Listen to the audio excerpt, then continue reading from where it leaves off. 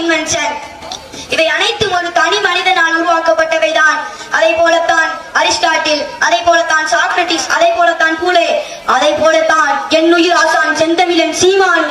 அவர் விதைத்த விதைதான் தற்போது ஒவ்வொருவரும் 100 சீமான்களாக உருவெடுத்துக் கொண்டிருக்கிறோம். ஒரு இனம் தம் மொழி, வரலாறு, உழைப்பு இவை மூன்றிலிருந்துமே வெளியேற்றப்படுமையானால் அந்த இனம் அடிமையாக்கப்பட்டு அழிந்துவிடும். அப்படித்தான் நம் தமிழ் இனமும் அழிவின் பாதையில் சென்று கொண்டிருக்கிறது. இந்த உலகில் இறைவனால் படைக்கப்பட்டு மனிதன் பேசிய முதல் மொழி எம் உயிர் தமிழ் அழிந்து கொண்டிருக்கிறது. எங்கும் தமிழ், எதிலும் தமிழ் என்றார்கள்.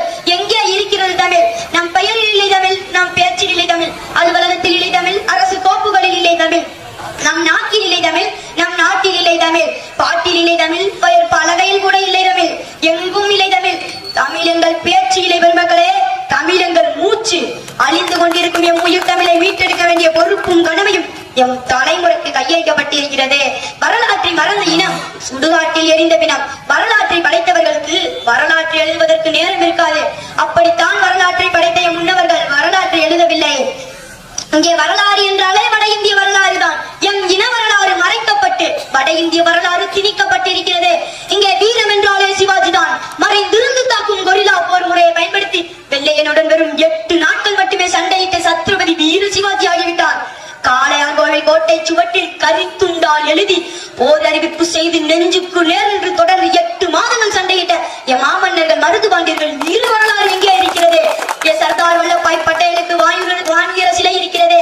ஆனால் வெள்ளையனுக்கு எதிராக தம் சொத்து முழுவதையும் விற்று அந்த பணத்தில் கப்பல் வாங்கி ஓட்டிய கப்பலோட்டிய தமிழன் வ.உ.சி.யின் சிலை எங்கே இருக்கிறது?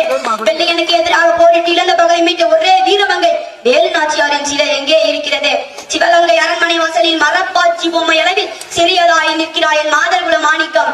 மறைக்கப்பட்ட எம் இன வரலாற்றை நாங்கள் தேடி தேடி எழுதி கொண்டிருக்கிறோம்.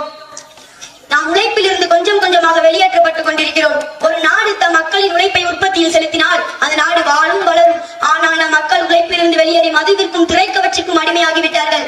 காற்று வெற்றிடத்தை நிரப்பிக் கொள்ளும். அதே போலதான் நாம் உழைப்பிலிருந்து வெளியேறி அந்த வெற்றிடத்தை வட இந்தியர்கள் நிரப்பிவிட்டார்கள். தற்போது வரை கோடி கணக்கில் வட இந்தியர்கள் வந்து விட்டார்கள்.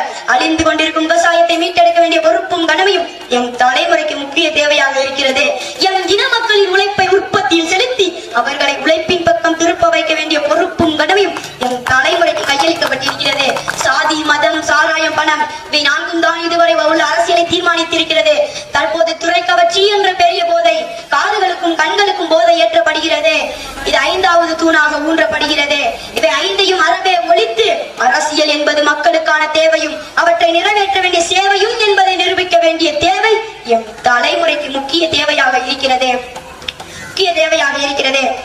இந்த மண்ணையும் மக்களையும் சுரண்டும் எந்த தொழிலையும் எம் தலைமுறைக்கு கடத்துவதற்கு உங்களுக்கு எந்த உரிமையும் இல்லை.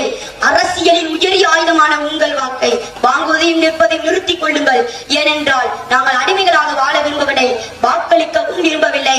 நாங்கள் இல்லாமல் இங்கே அரசியல் செய்ய முடியாது என்ற நிலையை நாங்கள் உருவாக்கிவிட்டோம். அதனால் நீங்கள் இனிமேல் எங்களின் கரங்களை பிடித்து எங்களுக்கு வலு சேர்க்க வேண்டிய தேவைதான் இங்கே மிச்சம் இருக்கிறது. அதனால் வரும் 2026 சட்டசபை தேர்தலில் நாம் தமிழர் கட்சி சார்பாக போட்டியிடும் திருச்சுழி சட்டமன்ற தொகுதி வழக்கறிஞர் அண்ணன் பாவரங்காடு கார்த்தி அவர்களுக்கு பஸ் ஏற்கலப்பையை தூக்கி விவசாய சின்னத்தில் வாக்களித்து அவர்களை வெற்றி பெற செய்யுமாறு உங்களை தாழ்மையுடன் கேட்டுக்கொள்கிறேன். அந்த வெற்றி அண்ணனின் வெற்றி மட்டுமல்ல, உங்களின் வெற்றி, நம் இனத்தின் வெற்றி.